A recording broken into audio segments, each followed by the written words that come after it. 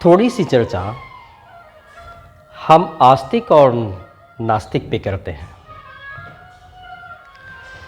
कितने ऐसे आप में विद्यार्थी हैं जो लोग आस्तिक हैं? ओके ओके ओके, ठीक है।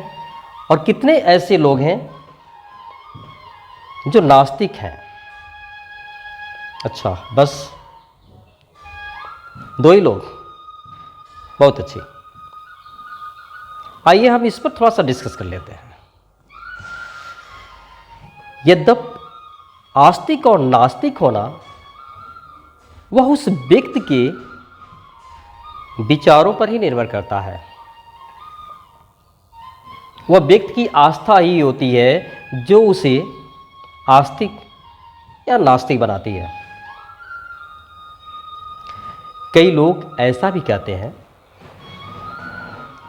कि आज के वैज्ञानिक युग में, आज के विज्ञान के युग में कौन ऐसा है जो ये मानता है कि आस्तिक है। आस्तिक अर्थ समझ रहे हो ना आप लोग?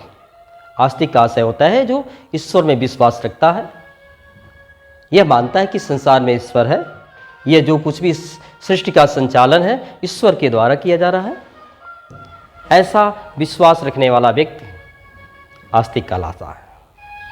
और जो ऐसा नहीं मानता है कि संसार में ईश्वर है, कि संसार में कुछ भी ईश्वर के द्वारा नहीं होता बल्कि ये स्वयं विज्ञान की चमत्कार है, ऐसे लोग मानते हैं कि ईश्वर नहीं है, ऐसे लोग नास्तिक हैं।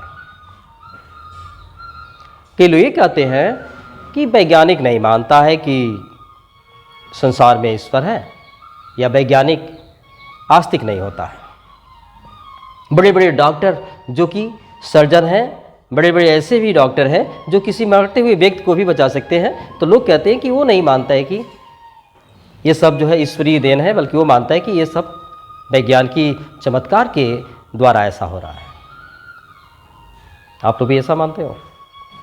अच्छा, इसमें से अधिक लोग अभी अभी हाथ उठाए हो कि आप लोग आस्तिक हो। चलो, इसमें कुछ बहुत टैलेंटेड स्टूडेंट भी दिखाई दे रहे हैं जो ये मानते हैं कि वो आस्तिक है। माना कि आपसे हम बात करते हैं, आप केवल ये बता दो कि जिस दिन आप एक बड़े वैज्ञानिक बन जाते हो, आप में से कुछ ऐसे हैं जो ये मान लेते हैं कि हम एक दिन बहुत बड़े डॉक्टर बन जाते हैं, चलो बन भी लेते हो।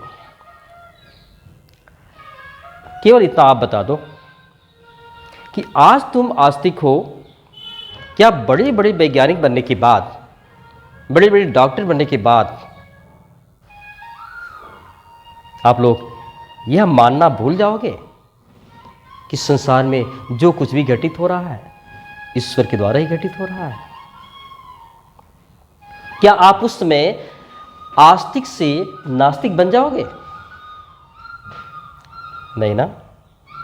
ऐसे ही वे वैज्ञानिक जो आज नेम फेम पा चुके हैं, वे डॉक्टर्स जो नेम फेम पा चुके हैं, सिर्फ एक कंट्री में नहीं बल्कि एक वर्ल्ड में भी नेम फेम पा चुके हैं, ऐसे भी वैज्ञानिक, ऐसे भी डॉक्टर एक समय आप जैसे स्टूडेंट ही रहे होंगे। अगर वो आस्तिक रहे तो फिर बाद में नास्तिक कैसे हो सकते?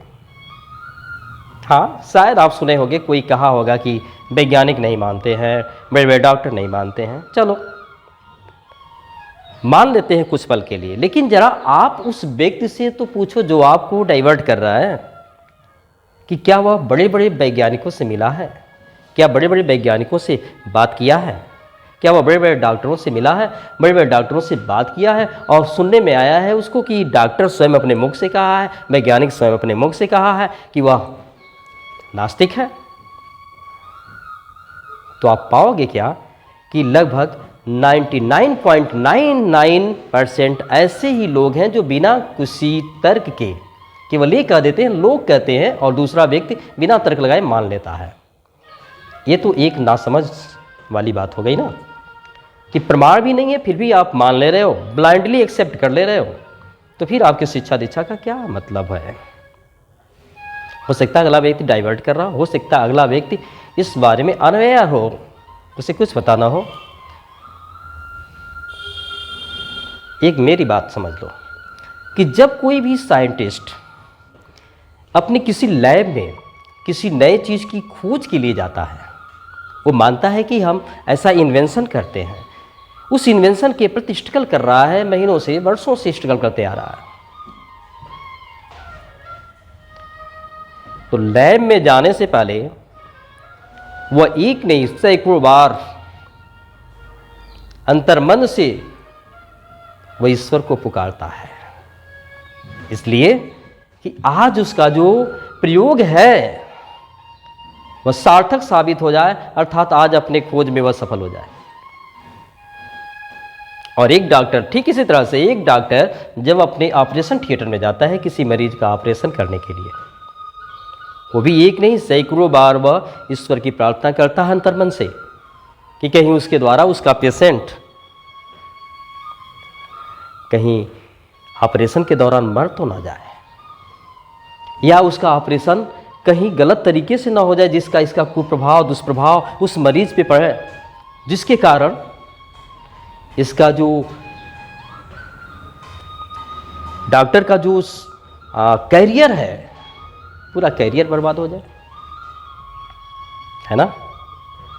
बोलो भाई, बिल्कुल ऐसा ही है। हर साइंटिस्ट अपने लैब में जाने से पहले एक नहीं बल्कि अनेक बार ईश्वर की अंतर्मन से प्रार्थना करता है। ठीक उसी प्रकार से एक डॉक्टर भी किसी ऐसे क्रिटिकल केस में एक नहीं बल्कि अनेक बार वो ईश्वर की अंतर्मन से प्रार्थना करता है कि उसके द्वारा कोई भूल ना हो, कोई गलती ना हो। चलो ये भी मान लेते हैं। एक ऐसी की हम बात करते हैं, एक ऐसी स्थिति की बात करते हैं जहां पे आस्तिक और नास्तिक होना स्पष्ट हो जाता है।